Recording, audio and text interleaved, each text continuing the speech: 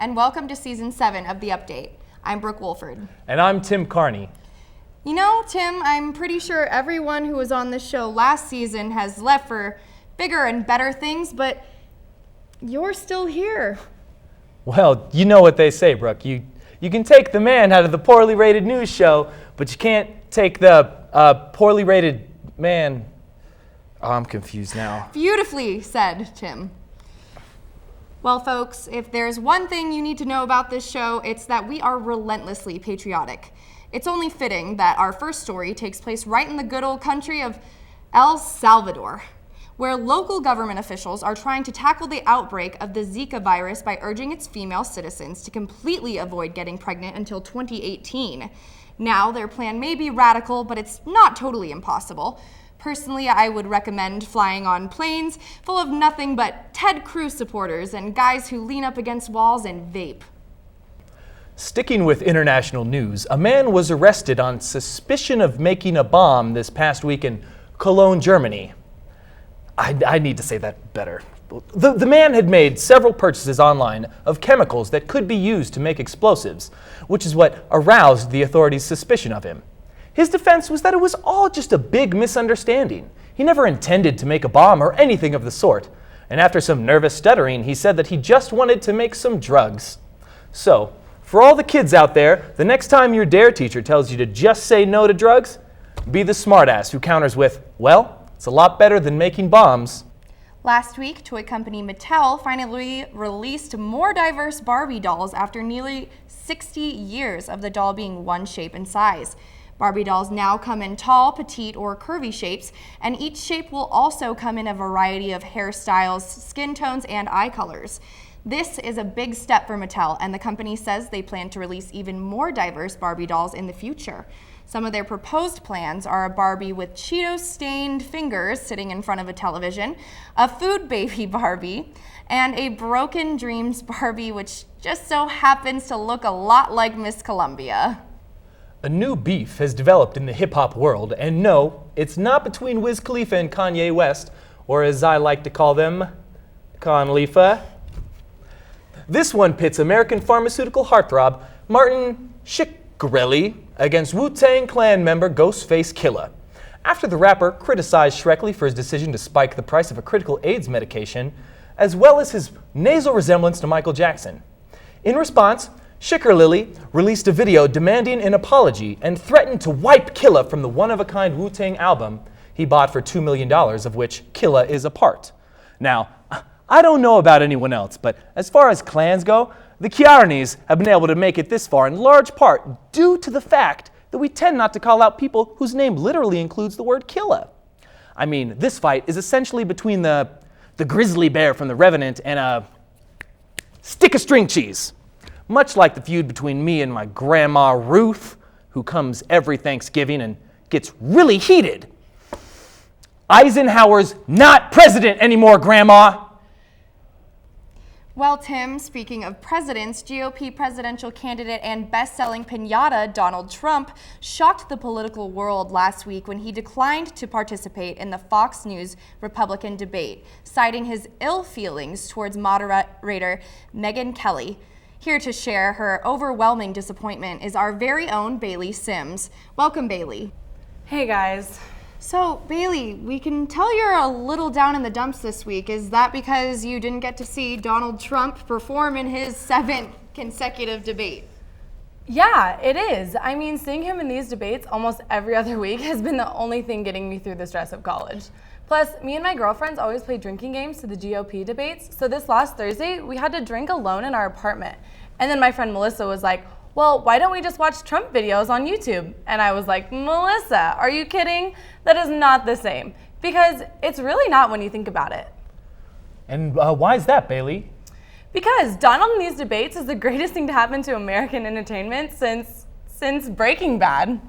That went off the air in like 2013. You get the point, though.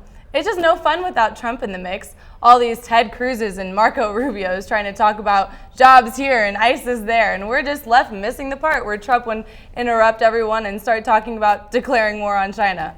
Priceless entertainment. Bailley, Don't you think it's a little dangerous that people like you are voting for Trump just to see him continue to ramble mindlessly? I mean, he's still leading in the polls and strengthening the possibility of him becoming president. No, we'll be fine. It's just like this Bernie Sanders guy who's basically everyone's spaced out grandpa. You just giggle and shake your head and say, "Oh, grandpa, you're so crazy." Nobody really takes him seriously. Okay, well, that's the second actual front runner you've mentioned so far, but hey, we value your sharp political insight anyway. Bailley Sims, everyone. Thanks, guys. Brooke, how much do you know about sports? Very little, Tim. Me too. In fact, I just found out from someone before tonight's show that Michael Jordan, Magic Johnson, and Michael Johnson are three completely different people. But you know who does know quite a bit about sports? Our very own Brookelynn Graditi. What do you have for us, Brookelynn? Well, guys, if you thought your mom was telling you the truth when she said how special you were, you might want to think again. According to multiple reports, Manchester City, and that's a soccer team for all of you watching at home, along with a few other clubs, are in the works of signing a 5-year-old boy named Lewis Towns. Now, the young prodigy started when he was just 18 months old and says he can't wait to spend his professional soccer contract dropping token after token at the local Chuck E. Cheese. But moving on to a more American kind of football, the Cleveland Browns quarterback and perpetual frat star, Johnny Manziel, got caught in a bit of an awkward situation last month when he attempted to party it up at an incognito at a Las Vegas nightclub by using the name Billy and wearing a blonde wig and a fake mustache. But now, before we all judge, let's just remember that we too had to steal our parents' clothes and put on a pair of sunglasses just to buy our first R-rated movie ticket. It's all about confidence, Johnny. All about confidence. But finally, we respond to an unforgettable Super Bowl 50 by saying congratulations to the winning team.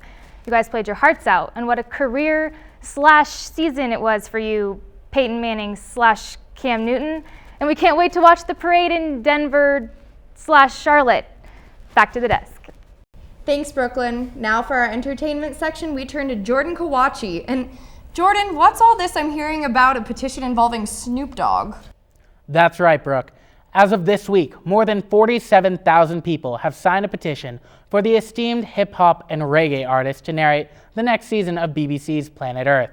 Personally, I'd love the idea of watching a high-definition chase scene between a gazelle and a cheetah while Snoop says something like, "Damn, homie, that cheetah be hungrier than me after a pound of Mary Jane." Now, staying in music news, Rihanna melted the minds of her fans everywhere this past week when she accidentally leaked her new album, Anti, online. Was it a publicity stunt? Maybe. But let me tell you something. I know I'm not the only one who's been going through Rihanna withdrawals the last couple of years, so believe me, I could care less. And lastly, this year's Academy Awards are under heavy fire after what appears to be another year of snubs for racial minority actors. Many A-listers have already spoken out against the apparent lack of diversity in the nominations for the film industry's biggest honor, including Chris Rock and Danny DeVito. And I have to say that I agree with them. I mean, here I am submitting my 4-minute short film about what happens when I run out of shampoo, but I'm already in the shower, and what do I get? Absolutely nothing in return. Clearly, nobody appreciates real art anymore. Back to you guys. We hear you, Jordan.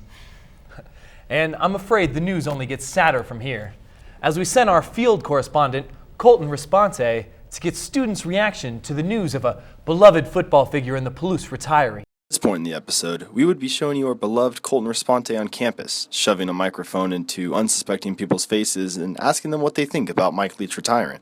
It's funny because it's not actually WSU's Mike Leach who's retiring, but a completely unrelated Mike Leach who was a long snapper for the Arizona Cardinals.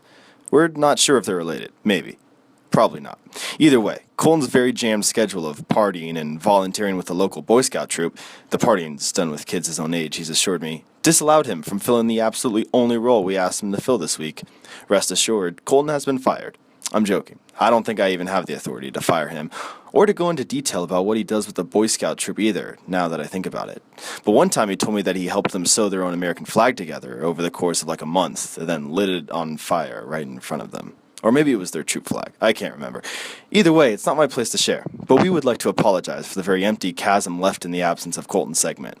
If you're wondering who Colton even is, here's a picture of him. Such a lovely looking fellow. At any rate, we hope you've enjoyed the rest of the show up to this point. It's only the first episode, so, cut us some slack. But it'll get better. Trust us. We're actually not sure if it will, but we figure we'll start to decrease Colton's screen time incrementally every episode, so we're confident that'll help. Actually, that reminds me. I should probably check with the network higher-ups to see if we were allowed to show Jordan Kawachi mime a hit from a joint. Maybe we weren't, in which case we'll have to blur the gesture. But then it might look like Jordan's putting something else into his mouth, which wouldn't be appropriate either. It's really just a constant lose-lose situation working in television.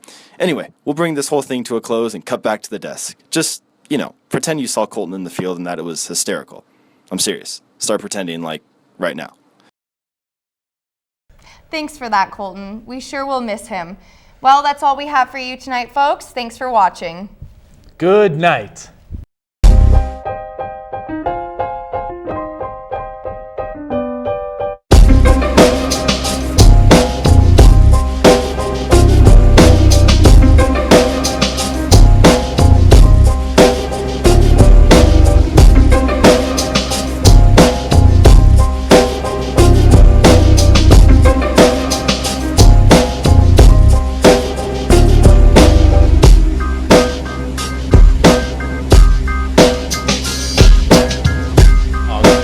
Governor Christie, you're first. Well, think about the time we bought you an ice cream and a cookie. Rented that Lambo so we could go buy milk when we played hooky. And that was our ride, we rode it around. Yeah, mama, it was good. Till we hit that boy in the pink golf shirt with the pepper spray tan and he laid down on the concrete. Senator Ted Cruz. Rabies and bunnies, let me think about it for a second over here.